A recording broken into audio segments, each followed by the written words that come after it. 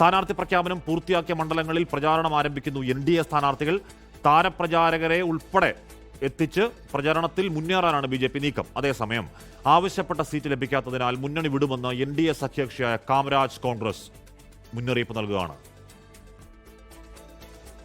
സ്വാധീനമുള്ള മണ്ഡലങ്ങളിൽ സ്ഥാനാർത്ഥികളെ അതിവേഗം നിശ്ചയിച്ചതിന്റെ ആവേശത്തിലാണ് BJP ക്യാമ്പ്. വരും ദിവസങ്ങളിൽ കേന്ദ്രമന്ത്രിമാർ ഉൾപ്പെടെ വിവിധ മണ്ഡലങ്ങളിലെത്തും. ഇന്ന് കാട്ടാക്കട മണ്ഡലം തെരഞ്ഞെടുപ്പ് കമ്മിറ്റി ഓഫീസ് കേന്ദ്രമന്ത്രി സുരേഷ് ഗോപി ഉദ്ഘാടനം ചെയ്യും. അതേസമയം ഇന്നലെ കോൺഗ്രസ് വിട്ട KPCC general secretary MJ job അടക്കമുള്ളവർ BJPയിൽ ചേർന്നു. ജയകുമാർ അവരെ സ്വീകരിക്കുന്നു. അതോടൊപ്പം തന്നെ ശ്രീ പ്രണേഷ് രാജേന്ദ്രനെ ശ്രീ രാജീവ് ചന്ദ്രശേഖർ സ്വീകരിക്കുന്നു. ശ്രീമതി ആതിര അനിൽകുമാറിനെ സ്വീകരിക്കുന്നു. സുനിൽ രാഘവപുരത്തെ ഷോർട്ട് സ്വീകരിക്കുന്നതിനായിട്ട് സേതു വേർക്കോലി അവരെ സ്വീകരിക്കുന്നതിനായിട്ട്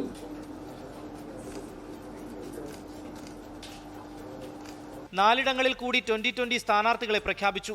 ചാലക്കുടിയിൽ അഡ്വക്കേറ്റ് ചാർലി പോൾ സ്ഥാനാർത്ഥിയാകും.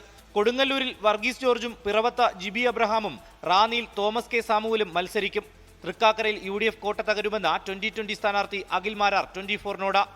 ഈ മണ്ഡലം കോൺഗ്രസിന് അനുകൂലമായ മണ്ഡലമാണ്, ഈ മണ്ഡലം കമ്മ്യൂണിസ്റ്റ് പാർട്ടിക്ക് അനുകൂലമായ മണ്ഡലമാണ് എന്ന് ആ ജനതയോട് ഇങ്ങനെ പറഞ്ഞ് അവരെ അടിമളാക്കി മാറ്റാതെ അവർ മാറി ചിന്തിക്കുമെന്ന ഭയത്തോടു കൂടിയിട്ടൊന്ന് പ്രവർത്തിച്ചു നോക്കട്ടെ. ഇതിനിടെ ആവശ്യപ്പെട്ട സീറ്റുകൾ ലഭിക്കാത്തതിനാൽ NDA സഖ്യകക്ഷിയായ കാമരാജ് കോൺഗ്രസ് ഇടഞ്ഞു. വിജയസാധ്യതയുള്ള പാറശാല നൽകിയില്ലെന്ന വിഷ്ണുപുരം ചന്ദ്രശേഖർ 24നോട്.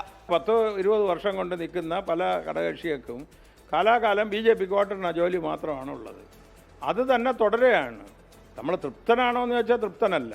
പരിഗണിച്ചില്ലെങ്കിൽ ഞങ്ങളൊരു 3 സീറ്റ് കൂടി അവർക്ക് വേണേൽ അതുകൂടി കൊടുത്ത് 73 അവർ ഭരിക്കട്ട്. 47 മണ്ഡലങ്ങളിലാണ് ഇന്നലെ BJP സ്ഥാനാർത്ഥികളെ പ്രഖ്യാപിച്ചത്. 24 തിരുവനന്തപുരം. ലോകത്തെവിടെയായാലും ഏത് സമയത്തും 24 വാർത്തകളും ഓഗ്മെന്റഡ് റിയാലിറ്റി പാക്കേജുകളും എക്സ്പ്ലെയിനറുകളും വിശദമായി കാണാൻ ഞങ്ങളുടെ YouTube ചാനൽ നിങ്ങൾക്ക് സബ്സ്ക്രൈബ് ചെയ്യാം.